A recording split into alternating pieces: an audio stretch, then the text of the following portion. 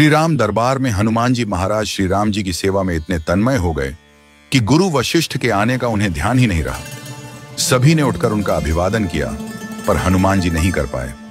वशिष्ठ जी ने श्री राम जी से कहा, राम, गुरु का भरे दरबार में अभिवादन न करना अपमान है, इसके लिए क्या सजा होनी चाहिए? श्री राम जी ने कहा, गुरुवर आप ही बताइए। वशिष्ठ जी ने कहा, मृत्यु दंड। श्री राम जी ने कहा, स्वीकार है। तब श्री राम जी ने पूछा, गुरुदेव आप बताइए यह अपराध किसने किया है? वशिष्ठ जी ने कहा, मैं बताऊं पर राम, तुम्हारा यह प्रिय है, तुम अपने आप को सजा दोगे पर उसे नहीं दे पाओगे। श्री राम जी ने कहा, गुरुदेव राम के लिए सब समान है। वशिष्ठ जी बोले, नहीं राम, मुझे तुम पर संशय नहीं है, पर मुझे यह संशय है कि दंड पूरी तरह से पूरा हो पाएगा या नहीं। यदि तुम मुझे विश्वास दिलाते हो कि तुम उसे अपने अमोघ बाण से मृत्यु दंड दोगे तो मैं अपराधी का नाम और अपराध बताऊंगा। श्री राम जी ने फिर अपना संकल्प व्यक्त किया। तब वशिष्ठ जी ने कहा, यह अपराध हनुमान जी ने किया है। हनुमान जी ने स्वीकार कर लिया। फिर श्री राम जी ने दरबार में घोषणा की कि कल सायंकाल सरयू के तट पर हनुमान जी को मैं स्वयं अपने अमोघ बाण से मृत्यु दंड दूंगा। हनुमान जी घर गए तो उदासी की स्थिति में उन्हें देख माता अंजनी चकित रह गई। उन्होंने बार बार पूछा, क्या बात है मेरे लाल? महावीर हनुमान जी आज इतने उदास क्यों हो? हनुमान जी ने कहा, माता, अनजाने में यह अपराध हुआ है। आप जानती हैं कि संपूर्ण ब्रह्मांड में मुझे कोई नहीं मार सकता, लेकिन श्री राम के अमोघ बाण से कोई भी नहीं बच सकता।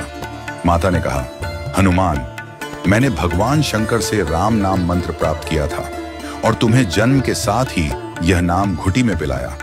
तुम्हारी शक्ति का कारण राम नाम ही है, जिसके प्रभाव से तुमने बचपन में सूर्य को फल समझकर मुंह में ले लिया था। वह राम नाम ही तुम्हारी रक्षा करता है, चाहे राम स्वयं ही क्यों ना हो। राम नाम की शक्ति के सामने राम की शक्ति और उनके अमोघ बाण की शक्तियां महत्वहीन हो जाती हैं। जाओ हनुमान, तुम राम राम का उच्चारण करना आरंभ कर दो। माता के चरण छूकर हनुमान जी सरयू के तट पर राम राम राम रटते हुए पहुंचे।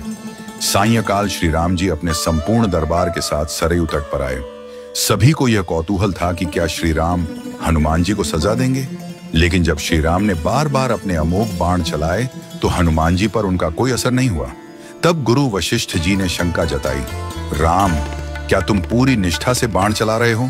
श्री राम जी ने कहा, हाँ गुरुदेव, मैं गुरु के प्रति अपराध की सजा देने के लिए अपने बाण चला रहा हूं। इसमें कोई चतुराई नहीं हो सकती।